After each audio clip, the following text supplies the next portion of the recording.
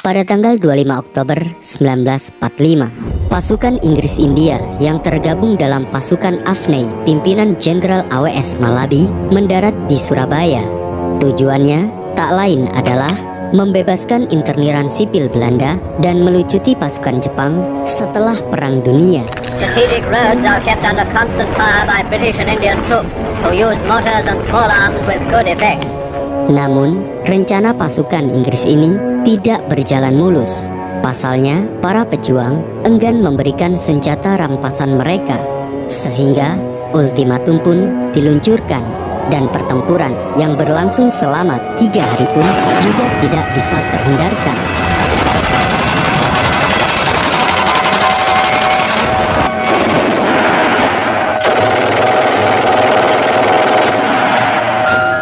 Untuk memadamkan pergolakan ini, pada tanggal 30 Oktober 1945, pihak Inggris dan Indonesia mengadakan perundingan di Gedung Internasio, Surabaya.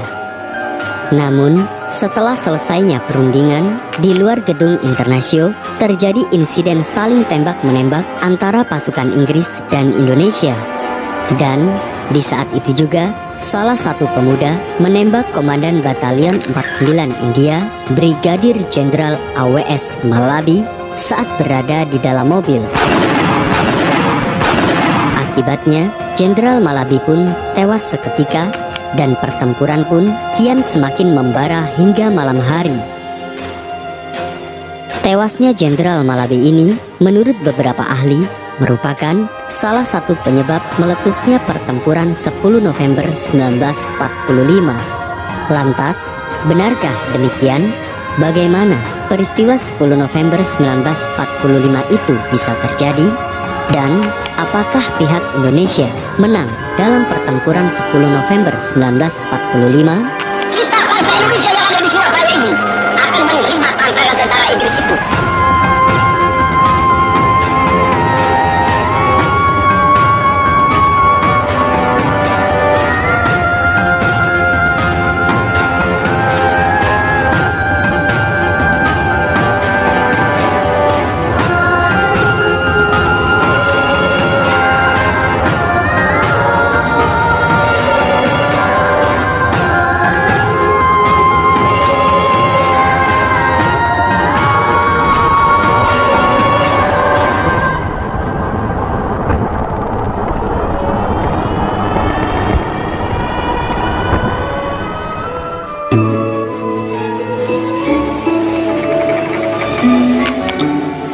On behalf of Emperor Hirohito, Foreign Minister Mamoru Shigemitsu signed for the Japanese government. Japan accepted unconditional surrender according to the provisions of the Potsdam Declaration. Tak lama setelah menyerahnya Jepang terhadap sekutu dalam Perang Dunia Kedua, sebagaimana yang tertuang dalam perjanjian, sekutu memiliki hak atas wilayah yang pernah dijajah Jepang.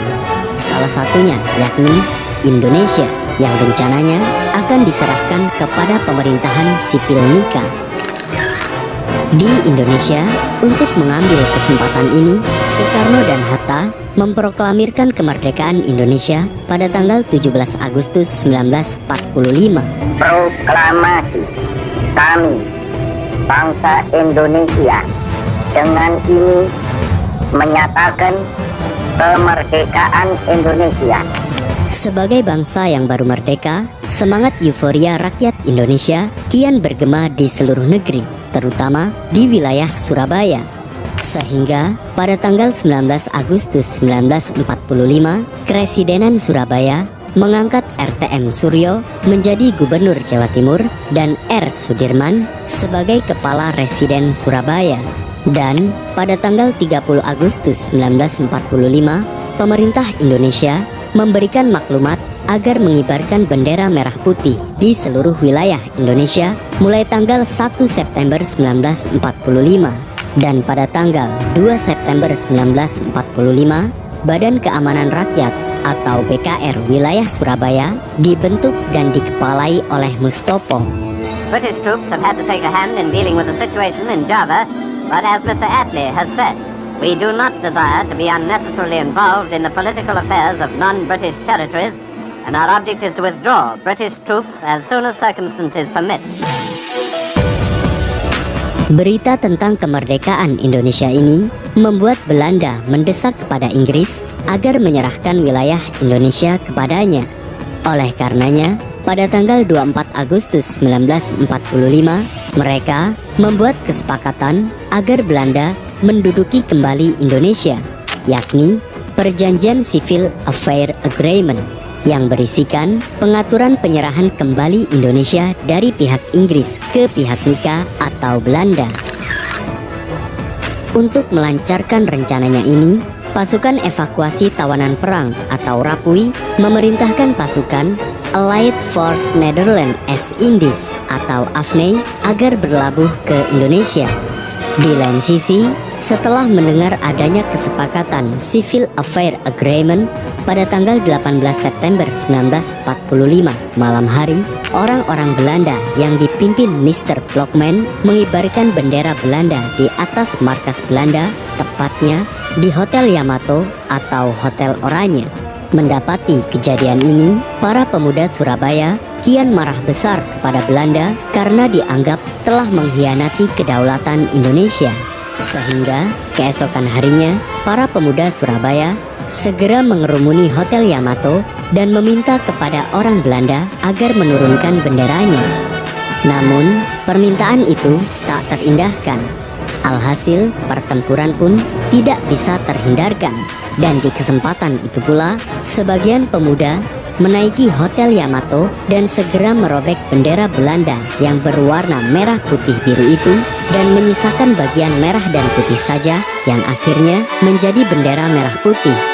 Tercatat, insiden Hotel Yamato ini merupakan salah satu keberanian para pemuda untuk mempertahankan kedaulatan Indonesia.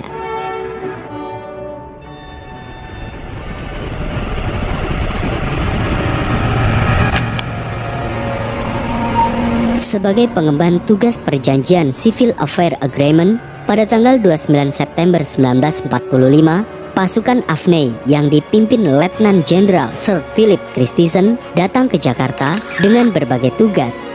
Di antaranya, mengevakuasi dan melucuti senjata Jepang, membebaskan tawanan sipil interniran, serta mempertahankan keadaan yang ada di Indonesia sebagai status quo. Secara tidak langsung, para pimpinan di Jakarta, termasuk Soekarno dan Hatta, menjadi tawanan pasukan AFNI. Merespon kondisi ini, para pemuda Surabaya, terutama TKR Surabaya, mempersiapkan diri bila kemungkinan Belanda akan kembali datang untuk menjajah. Oleh karenanya, para pemuda segera memperkuat pertahanan rakyat dengan persenjataan yang lengkap. Hanya saja, para pemuda Surabaya tidak cukup banyak dalam persenjataan.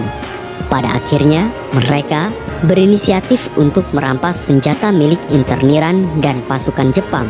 Setidaknya, sebagaimana dalam perebutan senjata Jepang di Surabaya tahun 1945, pada tanggal 1 hingga 3 Oktober 1945, para pemuda Surabaya yang tergabung dalam PPI, mantan PETA, PRI, hingga pasukan Hizbullah berhasil merampas senjata di beberapa tempat di Surabaya. Di antaranya di Gedung Penyimpanan Senjata Asia Don Bosco, Gudang Senjata Polisi Istimewa, Gudang Meriam di Gedung Cok, Markas Kohara Butai Gunung Sari, Markas Kenpeitai Jepang, hingga di Markas Kaigun Jepang di Surabaya. Alhasil, mereka berhasil merampas ribuan pucuk senjata, mortir, granat, artileri, meriam, hingga beberapa tank. Selain itu, dengan bantuan pimpinan TKR Mustopo, para pemuda TKR juga berhasil merampas transmitter radio milik Jepang. Alat inilah yang kemudian dimanfaatkan pimpinan Barisan Pemberontak Indonesia atau BPI Bung Tomo untuk menyiarkan orasinya tentang perlawanan terhadap penjajah.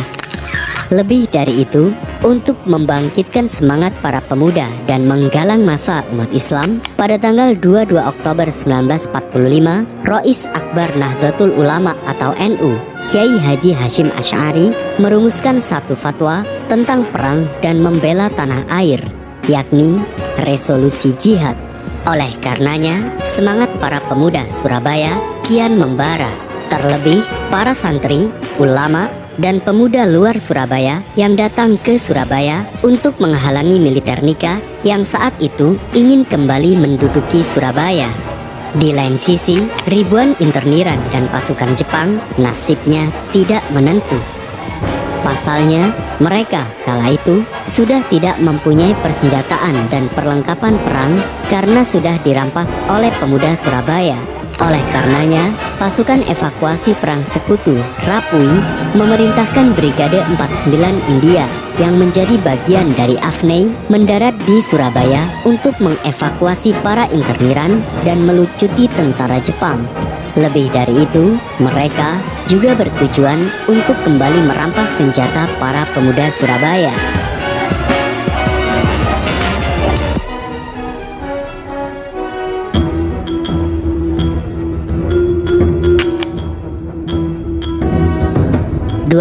Oktober 1945, Brigade 49 India dari pasukan Afnei, pimpinan Jenderal AWS Malabi, mendarat di Tanjung Perak, Surabaya.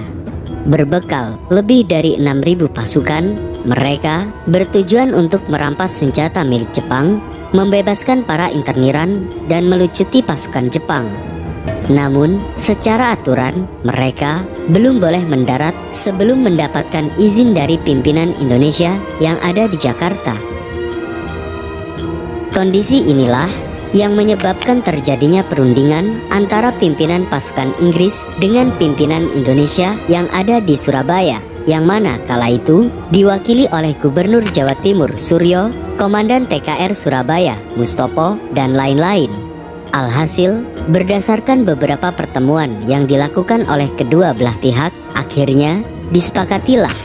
Pertama, pihak Indonesia menyepakati untuk memberikan izin bagi sekutu Inggris untuk memasuki kota Surabaya dan menempati beberapa objek yang sesuai dengan tugas mereka. Kedua, pihak Inggris tidak melibatkan pemerintah sipil Nika maupun tentara Belanda dalam kepentingannya. Ketiga, pihak Inggris meminta agar para masyarakat sipil selain polisi istimewa dan TKR dilarang membawa atau menggunakan senjata agar dapat menjalankan tugasnya dengan baik. Dan yang keempat, antara kedua belah pihak agar membentuk sarana komunikasi, di antaranya kontak biro. Strategic roads are kept under constant fire by British and Indian troops, who use mortars and small arms with good effect. On the city outskirts, British tanks add their weight to the bombardment of strong points. The targets are located as the methodical clearing up goes ahead. Namun, pihak Inggris melanggar perjanjian itu. Pasalnya, mereka menduduki tempat penting di luar kesepakatan, di antaranya kantor pos besar, gedung BPM, pusat otomobil, pusat kereta api, hingga gedung Internasio. Bahkan, pihak Inggris juga menangkap beberapa tokoh pemuda yang ada di Surabaya. Selain itu, pada tanggal 26 Oktober 1945 malam hari, salah satu peleton dari Field Security Section menyerbu penjara Kalisosok untuk membebaskan Kapten Hayer dan para tawanan Belanda yang berada di kompleks Wonokitri. Bahkan, pesawat Dakota milik Inggris terbang ke Surabaya dengan menyebarkan kertas yang berisi ultimatum Inggris. Surat yang telah ditandatangani Mayor Jenderal Houghton ini berisi ultimatum bagi para pasukan Indonesia untuk menyerah kepada pihak sekutu dalam waktu 48 jam.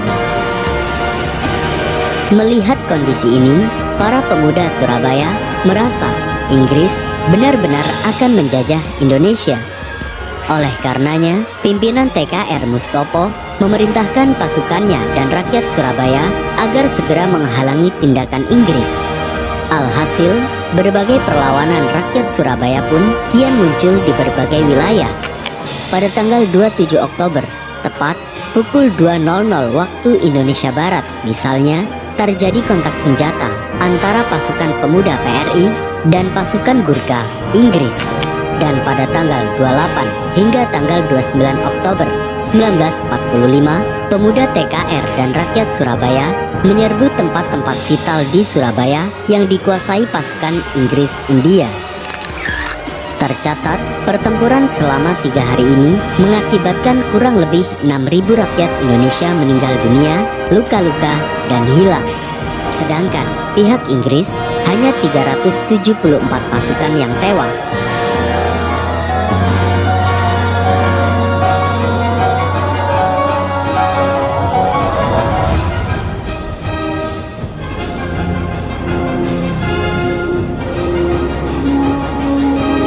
Karena berbagai kekacauan yang terjadi, pada tanggal 29 Oktober 1945, pimpinan AFNI, Letjen Philip Christison, meminta bantuan kepada Presiden Soekarno untuk meredakan situasi. Akhirnya, sore harinya, Presiden Soekarno, Hatta, dan Menteri Penerangan Amir Syarifuddin tiba di Surabaya dan kemudian melakukan perundingan untuk meredam kemarahan pemuda Surabaya.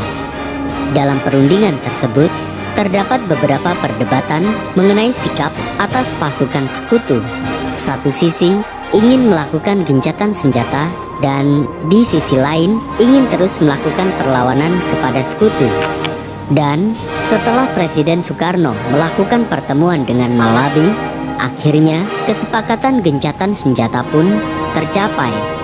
Namun, para perwira TKR dan sekutu tidak setuju akan gencatan senjata itu. Alhasil, esok harinya atau pada tanggal 30 Oktober 1945, Mayor Jenderal Houghton mendarat di Surabaya dan melakukan perundingan gencatan senjata di Gedung Internasio dengan Soekarno, Hatta, Amir Syarifuddin, dan termasuk Jenderal Malabi. Dalam pertemuan itu, mereka menghasilkan gencatan senjata dengan berbagai kesepakatan. Di antaranya, pertama, pamflet ultimatum tidak berlaku. Kedua, tentara TKR diakui oleh sekutu. Ketiga, seluruh kota Surabaya kecuali wilayah interniran tidak dijaga lagi oleh sekutu. Dan yang keempat, dibentuk biro kontak antara kedua belah pihak. Akhirnya, setelah persetujuan gencatan senjata tercapai, siang harinya para tokoh nasional termasuk Soekarno dan Hatta pergi meninggalkan Surabaya. Namun, lagi-lagi gencatan senjata ini tak terindahkan oleh kedua belah pihak. Dan saat akan keluar dari Gedung Internasio, para perwira Inggris India termasuk Malabi diperintahkan oleh pihak Surabaya untuk keluar tanpa memegang senjata. Sedangkan di luar Gedung Internasio, pasukan Surabaya memerintahkan pasukan Inggris India, pimpinan Mayor Vanugopal, untuk menyerahkan senjatanya. Dan saat Jenderal Malabi serta beberapa perwira keluar dari Gedung Internasio, segera dilucuti dan dimasukkan ke dalam mobil oleh sebagian pemuda Surabaya. Alhasil, aksi saling tembak-menembak pun tak terhindarkan.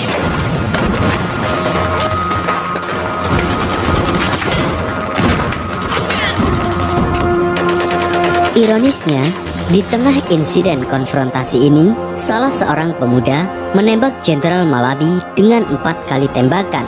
Seketika itu, Jenderal Malabi pun tewas. Dan oleh karenanya, perwira di samping Malabi melemparkan bom granat tangan ke sekitar pasukan Surabaya. Dan pertempuran pun semakin tak terkendali. Seiring berjalannya waktu, setelah Bung Tomo lewat siaran radionya yang berorasi untuk menghentikan pertempuran, akhirnya pertempuran pun terhenti.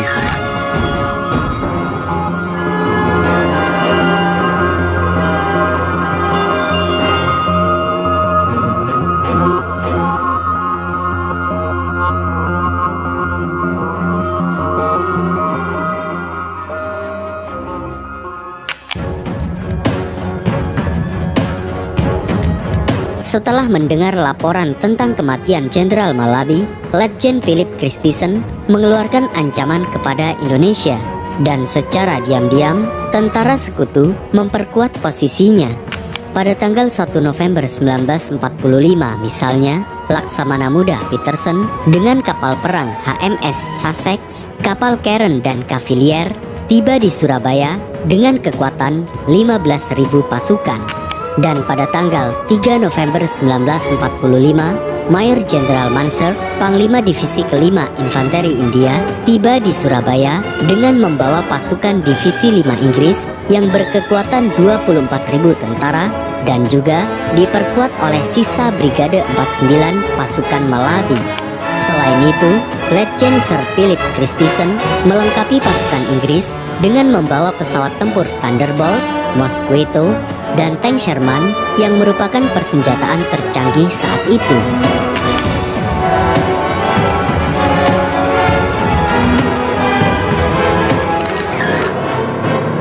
Dengan berbagai dalih yang ada, pada tanggal 9 November 1945, Maijen Mansur mengeluarkan sebuah ultimatum kepada pihak Indonesia. Sekitar jam 1 siang, sebuah pesawat sekutu menyebarkan pamflet ultimatum ke Surabaya. Ultimatum ini berisi di antaranya, pertama, pemimpin Indonesia yang ada di Surabaya harus melaporkan diri. Kedua, seluruh senjata yang dimiliki oleh pihak Indonesia yang ada di Surabaya harus diserahkan kepada pihak Inggris. Dan yang ketiga, pimpinan Indonesia yang ada di Surabaya harus menandatangani sebuah pernyataan bahwa mereka menyerah tanpa adanya syarat. Jika tidak mengikuti permintaan Inggris, Surabaya akan dihancurkan. Para pemimpin Republik sadar bahwa Inggris tidak main-main. Akhirnya, Muhammad Hatta bernegosiasi dengan pimpinan Inggris. Namun, Letnan Jenderal Philip Christison tidak mengindahkan permintaan itu. Di lain sisi, rakyat Surabaya yang kala itu sudah marah tidak takut menghadapi Inggris. Sebagai balasannya, pihak Indonesia juga mengeluarkan ultimatum kepada Inggris dan seruan perang kepada rakyat untuk melawan Inggris. Bismillahirrahmanirrahim. Merdeka! Saudara-saudara, rakyat jelata di seluruh Indonesia, terutama saudara-saudara penduduk kota Surabaya, kita semuanya telah mengetahui bahwa hari ini tentara Inggris telah menyebarkan pamflet-pamflet yang memberikan suatu ancaman kepada kita semua. Saudara-saudara, kita semuanya, kita bangsa Indonesia yang ada di Surabaya ini akan menerima tantangan tentara Inggris itu. Selama banteng Indonesia masih mempunyai darah merah yang dapat memiliki garis dan putih, merah dan putih, maka selama itu tidak akan kita mau menyerah kepada siapapun juga. Saudara-saudara rakyat Surabaya, siaplah keadaan genting. Tetapi saya peringatkan sekali lagi, jangan mulai menembak. Baru kalau kita ditembak, maka kita akan ganti menyerang mereka itu. Kita tunjukkan bahwa kita ini adalah benar-benar orang yang ingin merdeka. Dan untuk kita saudara-saudara, lebih baik kita hancur daripada tidak merdeka. Sebelum kita tetap merdeka atau mati. Berbekal resolusi Jihad NU dan dengan pidato Bung Tomo yang berapi-api, para pemuda Surabaya maupun luar Surabaya yang terdiri dari santri, ulama, TKR, hingga berbagai laskar berkumpul di Surabaya bersiap diri untuk berperang dengan pasukan Inggris India.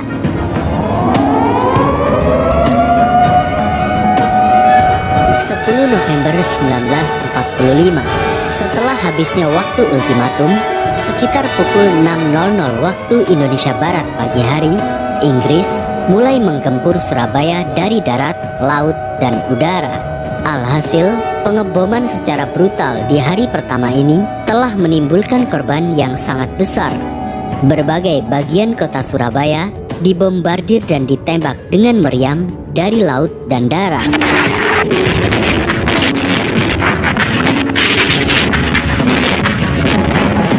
Merespon kondisi ini, rakyat Indonesia juga tak kalah melakukan perlawanan kepada pihak Inggris. Sebagaimana dalam pertempuran Surabaya November 1945 karya Des Alwi, perlawanan rakyat Indonesia berlangsung dalam 2 tahap. Pertama, pengorbanan diri secara fanatik dengan orang-orang yang hanya bersenjatakan pisau belati dan bambu runcing menyerang tank Sherman. Selain itu, rakyat Surabaya berhasil menembak jatuh pesawat tempur Inggris. Pengorbanan fanatik dan terlibatnya penduduk dalam pertempuran ini mengakibatkan ribuan penduduk sipil menjadi korban, baik meninggal dunia maupun luka-luka. Sedangkan dalam serangan tahapan kedua, perlawanan rakyat Indonesia kian efektif dan terorganisir.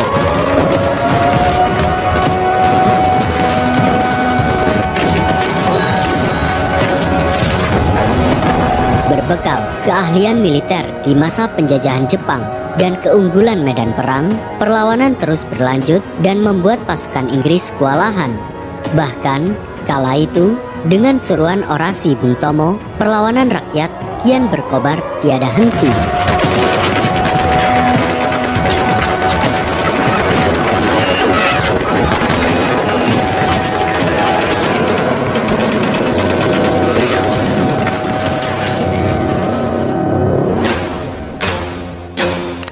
The Chinese population is in a pathetic plight. Many have lost all their possessions in the fighting, and now they wander through the streets with only their flag and the Red Cross for protection. Java is seeing once again the tragedy of war. Dalam pertempuran yang berlangsung selama 3 minggu ini, tanpa dipungkiri, menurut beberapa ahli menyatakan bahwa Indonesia kalah dalam pertempuran jika dilihat dari banyaknya korban yang berjatuhan. Sebagaimana dalam sejarah Indonesia modern, tercatat sekitar 6.000 hingga 16.000 rakyat sipil Indonesia gugur dan sekitar 200.000 penduduk lainnya mengungsi keluar Surabaya. Sedangkan di pihak Inggris hanya sekitar 600 hingga 2.000 tentara yang meninggal dunia. Alhasil, peperangan yang berlangsung selama 3 minggu dan karena permainan politik nikah, Indonesia mengalami kekalahan baik dalam peperangan maupun diplomasi. Pada akhirnya, semua alat republik dan sebagian besar penduduk Surabaya diusir keluar kota. Oleh karenanya, Surabaya jatuh ke tangan sekutu dan kemudian diserahkan kepada pihak pemerintahan sipil Belanda atau NIKA. Dengan begitu, NIKA membentuk pemerintahannya di Surabaya dan sebagai pertahanan, mereka menempatkan tentara Kenil di Surabaya. Tercatat, kota Surabaya lah yang pertama kali berhasil diduduki oleh NIKA. Meski begitu, perlawanan rakyat Surabaya tidak berhenti hingga tahun 1946.